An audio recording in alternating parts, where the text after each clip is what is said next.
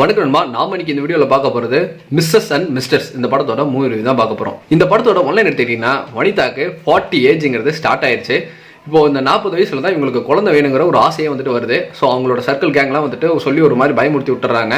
So இதுக்கப்புறமே ரொம்ப தாண்டிடுச்சுன்னா ரொம்ப கஷ்டமாயிரும் அப்படிங்கிறதுனால ஸோ அவங்க ஹஸ்பண்ட் டாக்டர் வந்துட்டு எனக்கு குழந்தை வேணுங்கிறாங்க. பட் அவர் வந்துட்டு ஸ்ட்ரிக்டாக வந்துட்டு நோன்றாரு. ஸோ இதுக்கப்புறமேட்டு அவங்களுக்கு குழந்தை வந்துட்டு பிறந்ததா இல்லையா, அதுக்கு அவங்க மேற்கொண்ட ஸ்டெப்ஸ்லாம் என்ன அப்படிங்கலாம் தான் இந்த படத்தோட மீதி கதையாக இருந்தது.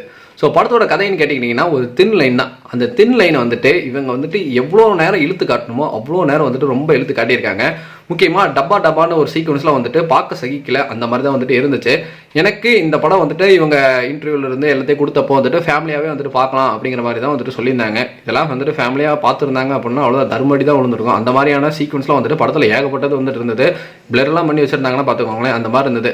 சிவராத்திரி அந்த பாட்டை யூஸ் பண்ண விதம் பிளேஸ் ஆனது ஓகேவா வந்துட்டு அமைச்சிருந்தது. எனக்கு அந்த பாசிட்டிவ்னா அது ஒன்று தான். இத்தபடி வந்துட்டு எனக்கு இந்த படத்தில் மனிதோட பர்ஃபார்மன்ஸ் ஆகட்டும், ராபர்ட்டோட அந்த சீக்வன்ஸ் ஆகட்டும், அந்த கெமிஸ்ட்ரி சுத்தமும் ஒட்டவே இல்லை. இவங்க ரெண்டு பேத்துக்குள்ள இருக்கிற அந்த லவ் பாண்ட், அந்த ஒரு ஃபேமிலி அண்ட் ஹஸ்பண்ட் அந்த ஒய்ஃபுங்கிற அந்த கேரக்டரே வந்துட்டு பெருசாக இன்டெப்த்தாக இல்லாமல் போனதுனால ஒரு படம் பார்க்குறங்கிற ஃபீலே வந்துட்டு கொடுக்காம போயிடுச்சு. முக்கியமாக செகண்ட் ஹாஃப்லாம் வந்துட்டு ரொம்ப லேகு, அங்கங்கே சுற்றி என்னென்னமோ பண்ணி ரொம்ப நேரம் வந்துட்டு படத்தை வந்துட்டு இந்த ஒரு தின் லைன் வந்துட்டு ரொம்ப நேரம் எழுதிட்டாங்க. அட்லாஸ்ட் வந்துட்டு ராபர்ட் வந்துட்டு எதுக்காக வேண்டாம் அதுவும் சொல்கிறத வந்துட்டு ஒரு ஸ்ட்ராங்கான ரீசன் ஒன்று இருக்கும் இல்லையா, அது இதுவாக தான் இருக்கும்னு நம்ம ஒன்று யோகிச்சு வச்சிருப்போம்.